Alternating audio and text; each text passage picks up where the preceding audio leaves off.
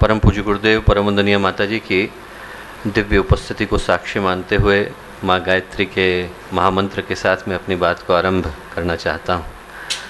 माँ गायत्री का महामंत्र हम लोग सभी परिचित हैं कि अत्यंत ही पुनीत, पवित्र, पावन प्रेरणाओं को प्रदान करने का मंत्र है। उन संभावनाओं के जागरण का, उन संभावनाओं को जागृत कर देने का मंत्र है जो जाग जाती हैं तो एक सामान्य सा मनुष्य महामानव बन जाता है, नर नारायण बन जाता है, मानव माधव बन जाता है और पशु परमात्मा होने की राह पर निकल बढ़ता है। तो वैसे तो माँ गायत्री का मंत्र जब भी कहा जाए, जिस युग में भी कहा जाए, जिस काल में भी कहा जाए, जिस समय में भी कहा जाए और जिस भी माध्यम से कहा जाए, पवित्र और पावन हो जाता है। और आज के दिन भगवान श्री कृष्ण की जन्माष्टमी का ये शुभ अवसर, आज के दिन और विशेष रूप से उस महत्वपूर्ण संकल्प का अवसर जिसको लेकर के आज गायत्री परिवार भारत ही नहीं बल्कि विश्व के कोने कोने में एक महत्वपूर्ण अभियान को मूर्त रूप दे रहा है। इस दिन इस मंत्र का महात्म्य और महत्व कई गुना बढ़ जाता है। शास्त्र कहते हैं आदि शक्ति उपासन्ते गायत्री वेद मातरम, कि वो जो गायत्री हैं उन्हीं को सारे वेद आदि शक्ति के रूप में, माँ के रूप में पूजते हैं। गायत्री वो माँ है जो शरीर का पोषण भी करती हैं और आत्मा का पोषण भी करती हैं। और माँ गायत्री का ही वो रूप है जिसको हम प्रकृति के माँ के रूप में देखते हैं। कण कण में व्याप्त वो प्रकृति, उनकी उपासना का जो मंत्र है वो माँ गायत्री का ही मंत्र है, जिसके माध्यम से उस माँ की अभ्यर्थना की जा रही है जो हर क्षण हर पल हम लोगों के सम्मुख है, हम लोगों के पास विद्यमान है। यदि आज हम वृक्षारोपण के इस पुनीत संकल्प को लेकर के आगे बढ़े हैं तो सही पूछा जाए तो जो वृक्षारोपण के पीछे की शिक्षाएं हैं और जो सूत्र हैं और संकेत हैं वही तो गायत्री मंत्र के अंदर समाहित है। वृक्ष आखिर प्रतिनिधि किस बात के हैं? वृक्ष प्रतिनिधि इस बात के हैं कि हम प्रकाश को धारण करें, जो फोटोसिंथेसिस का भाव है कि जिसके माध्यम से पूरे वातावरण में व्याप्त अंधकार को और कार्बन डाइऑक्साइड को वृक्ष जो है ऑक्सीजन में बदल देते हैं। वही चिंतन तो गायत्री मंत्र का है कि व्यक्ति अज्ञान के पथ पर बढ़ चला है, वो प्रकाश को धारण करे तो सद्बुद्धि का और सन्मार्ग का अनुगामी हो जाता है। स्थिरता का, शांति का, आश्रयदाता का, उदारदाता का जो भाव वृक्षों के अंदर है, उसी पथ पर चलने की प्रेरणा माँ गायत्री का मंत्र देता है। और साथ ही साथ माँ गायत्री का मंत्र प्रेरणा देता है ऊर्ध्वगमन की। वृक्ष नीचे की ओर नहीं बढ़ते, ऊपर की ओर बढ़ते हैं। वही प्रेरणा माँ गायत्री के इस मंत्र में है कि व्यक्ति नीचे की ओर न जाए, ऊपर की ओर बढ़े, उसके जीवन में उन्नति हो, उत्थान हो, उत्कर्ष हो। व्यक्ति उन संभावनाओं को छुए जिनको छू लेने के बाद एक सामान्य से व्यक्ति महामानव में, महापुरुष में बदल जाता है। वो संभावनाएं हमारे व्यक्तित्व का हिस्सा हो सकें, इस भाव के साथ एक बार माँ गायत्री का महामंत्र साथ साथ। ओम भूर्भुवः स्वः तत्सवितुर्वरेण्यं भर्गो देवस्य धीमहि धियो यो नः प्रचोदयात्।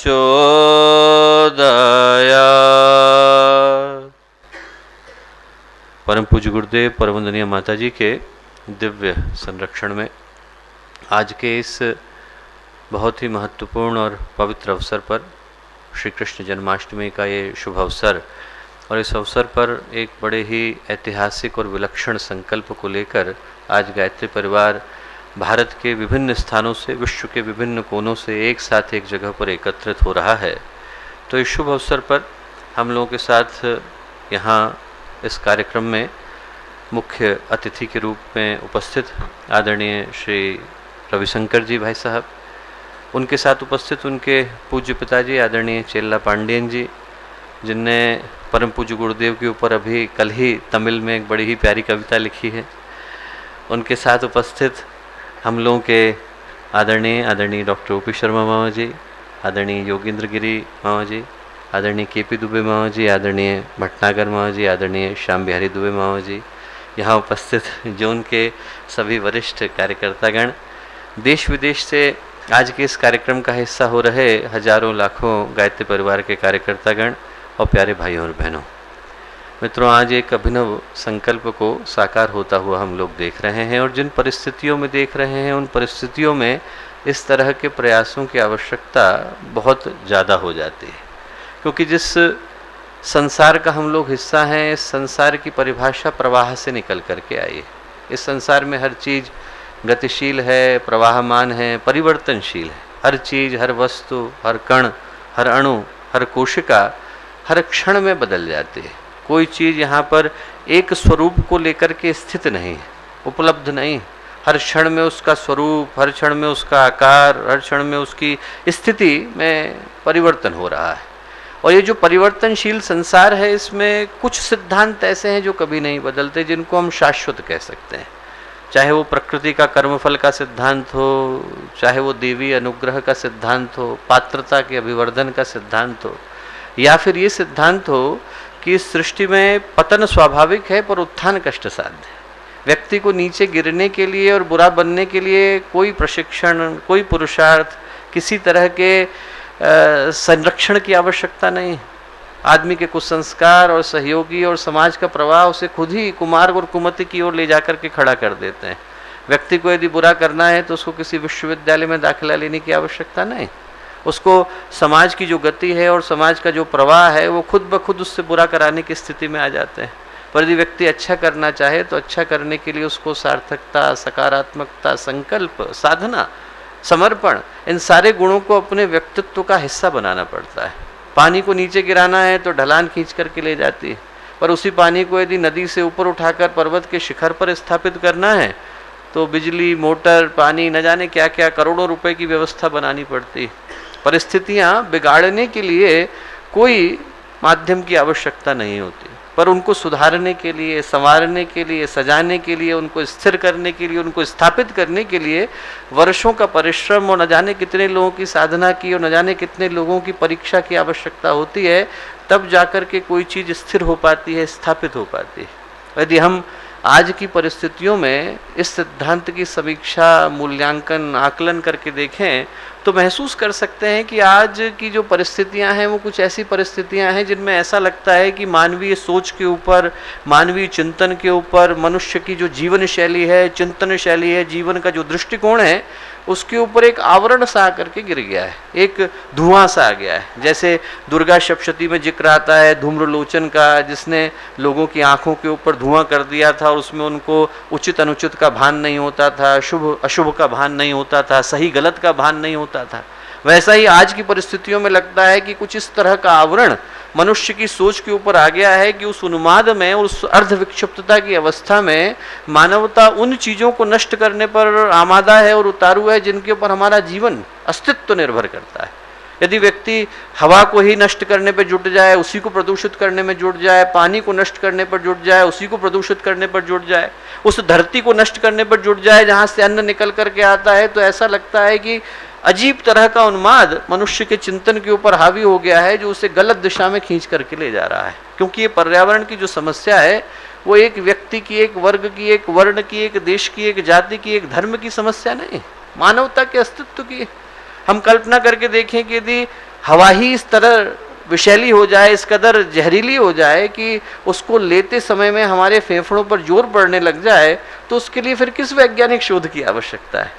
हम ये तो नहीं कह सकते कि अब हमें इसका स्टैटिस्टिकल फ्रीडम देखने की आवश्यकता है। हम ये तो नहीं कह सकते कि आप पहले इसका काई स्क्वायर टेस्ट करके आइए। अरे आदमी को हवा ही नहीं मिल रही है, पानी नहीं मिल रहा है, तो ऐसी स्थिति में व्यक्ति जाएगा तो जाएगा कहाँ।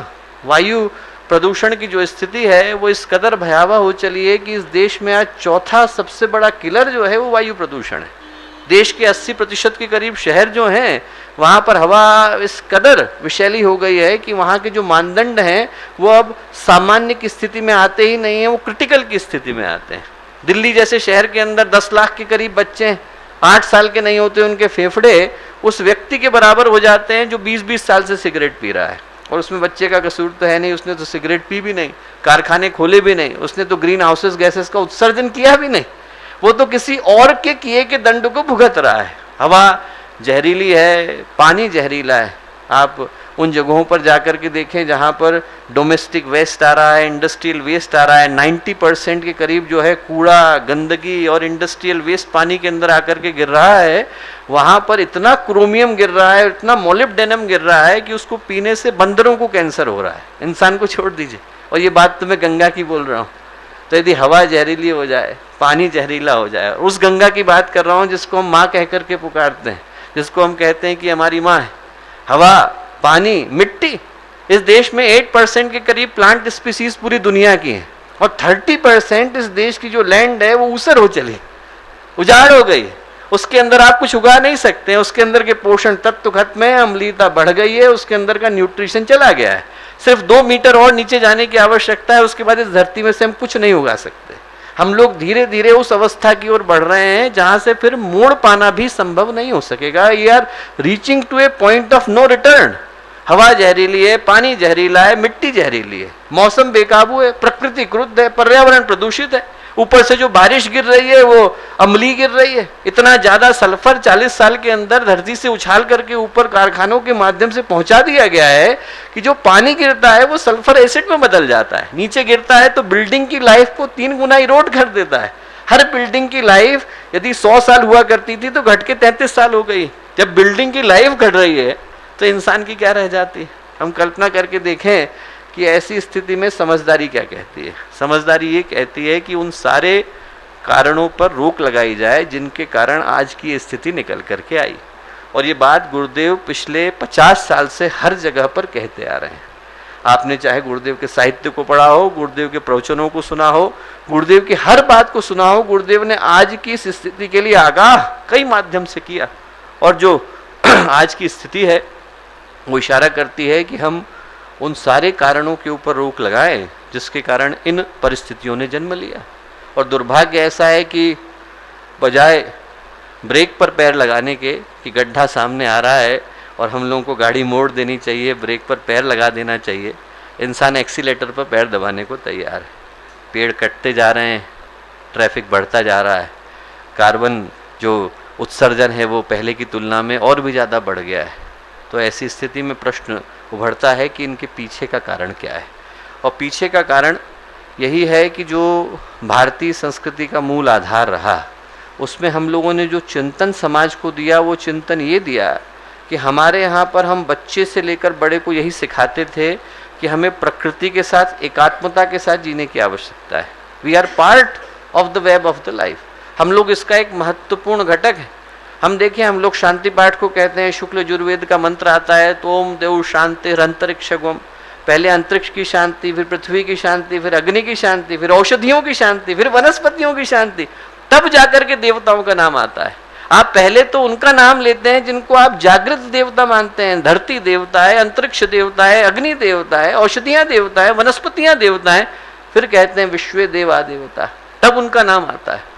तो हम लोगों के यहाँ पर तो बहुत बचपन से इस बात को सिखाया गया। छोटे बच्चे को भी बताते थे विष्णुपत्नी नमस्तुभ्यम पाद स्पर्शम क्षमस्व में, कि जो धरती है भगवान विष्णु की पत्नी है, पैर से छूने जा रहे हैं, भगवान आप माफ करिएगा। बिस्तर से नीचे उतरते समय बच्चा बोल करके उतरा करता था कि गलती ना हो जाए।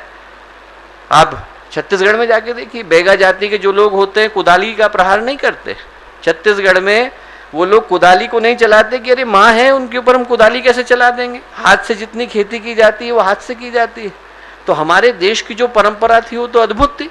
आप राजस्थान में चले जाइए, शमी के वृक्ष को यदि आप कोई काटने के लिए जाए तो लोग चिपक करके खड़े हो जाते हैं। उत्तराखंड में यहाँ पर चिपको आंदोलन चला था जहाँ लोग वृक्ष से चिपक करके खड़े हो जाते थे। ये देश वो देश रहा जहाँ पर हम लोगों ने सिद्धांत को जन्म दिया कि प्रकृति जागृत माँ के रूप में है, इसके ऊपर का प्रहार हमारे जीवन के ऊपर का प्रहार है।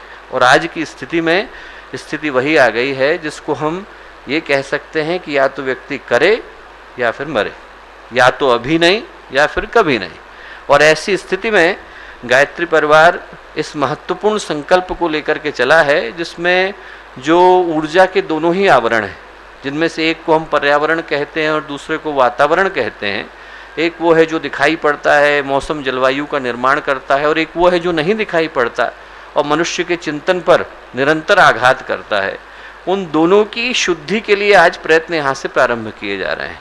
पर्यावरण की शुद्धि के लिए पूरे भारत के विभिन्न कोनों में। और अभी अभी आशीष आपको बता रहे थे कि संकल्प तो मात्र इतना था कि हम 108 स्थानों पर करें, पर हजारों के करीब स्थानों पर आज स्मृति उपवनों की स्थापना हो रही है, वंदनीय माता जी के नाम से बाड़ी की स्थापना हो रही है, न जाने कितने लोग अपने घरों में पौधों की स्थापना कर रहे हैं। तो अपने आप में एक ऐतिहासिक और आज से पहले कभी नहीं देखी गई ऐसी पहल है। ऐसी पहल है जिसमें हम लोग यदि ऑक्सीजन प्लांट की स्थापना करते हैं तो एक ऑक्सीजन प्लांट को लगाने में लगभग 60, 65, 68 लाख रुपए का खर्चा आता है, और उसमें भी आप लोग अधिकतम 32 लोगों को ऑक्सीजन दे सकते हैं। एक पेड़ अकेला जो है 18 को ऑक्सीजन दे देता है, 118 किलोग्राम के करीब ऑक्सीजन तो एक पेड़ अकेला दे देता है। तो आज की तारीख में हम लोग कह सकते हैं कि भारत के विभिन्न स्थानों पर एक साथ गायत्री परिवार न जाने कितने ऑक्सीजन प्लांट की स्थापना करने जा रहा है। आज की तारीख में कोने कोने में व्यक्ति को प्राणवायु पहुंचाने का कार्य गायत्री परिवार के इस महत्वपूर्ण और ऐतिहासिक पहल के माध्यम से हो रहा है, जिससे पर्यावरण की शुद्धि सुनिश्चित हो जाती है।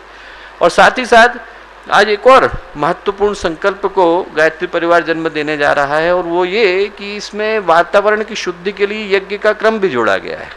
हम लोग एक और महत्वपूर्ण योजना को लेकर के चले हैं। आदरणीय ओपी शर्मा मामा जी यहाँ पर उपस्थित हैं, और उनसे भी मैं इस विषय में प्रार्थना करूंगा कि यदि इस कार्यक्रम को हम लोग कर सकें कि इस वर्ष हम लोग आपके द्वार पहुंचा हरिद्वार के माध्यम से जितने घरों तक पहुंचे, लाखों घरों तक पहुंचे हैं, उन सारे घरों में यदि हम लोग 1 कुंडी यज्ञ, 2 कुंडी यज्ञ, 3 कुंडी यज्ञ, 5 कुंडी यज्ञ, 9 कुंडी यज्ञ, इन तरह की यज्ञों की परंपरा को जन्म दे सके तो उन व्यक्तियों को अच्छी तरह से जोड़ पाने का और उन व्यक्तियों को गायत्री परिवार की इस पर्यावरण के संरक्षण के दायित्व को निभा पाने की परंपरा का हिस्सा बना पाने का अवसर हम लोगों को मिल सकेगा।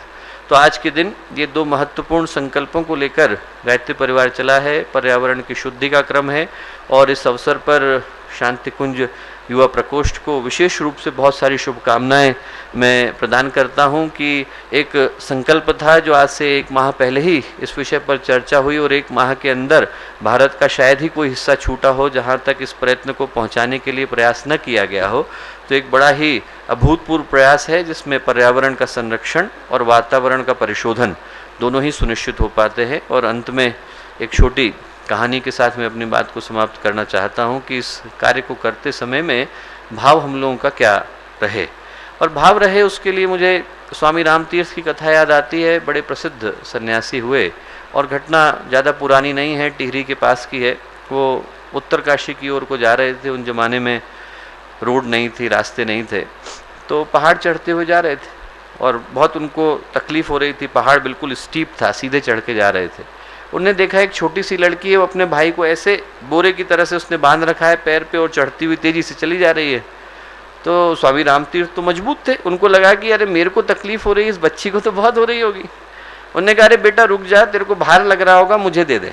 अपने भाई के लिए उनने कहा कि तेरे को भार लग रहा होगा, मुझे दे दे। तो वो लड़की रुकी और स्वामी रामतीर्थ से बोली कि स्वामी जी भार आपके लिए होगा, मेरे लिए तो भाई है। तेजी से निकल गई। जब भाई होता है तो भार नहीं लगता। यदि ये प्रकृति हमारी माँ है तो भार की आवश्यकता नहीं, दायित्व तो हम सबका हो जाता है। किसी एक पॉलिसी का, एक संगठन का दायित्व तो नहीं है, हम सबका है। प्रकृति हमारी माँ है, वृक्ष हमारे पिता हैं, और गुरुदेव ने इन दोनों के लिए ही, इनके संरक्षण के लिए ही गायत्री परिवार के इस मुख्य अभियान को और कर्तृत्व को जन्म दिया। आज के शुभारंभ के माध्यम से ये कार्य और गति को प्राप्त हो और घर घर तक, कोने कोने तक पहुँचे, ऐसी हम सब की शुभकामनाएं हैं, सभी की मंगल कामनाएं। हमारे YouTube चैनल शांति कुंज वीडियो गायत्री परिवार को सब्सक्राइब करें एवं बेल आइकन जरूर दबाएं ताकि गायत्री परिवार की विभिन्न गतिविधियों की जानकारी आपको मिलती रहे।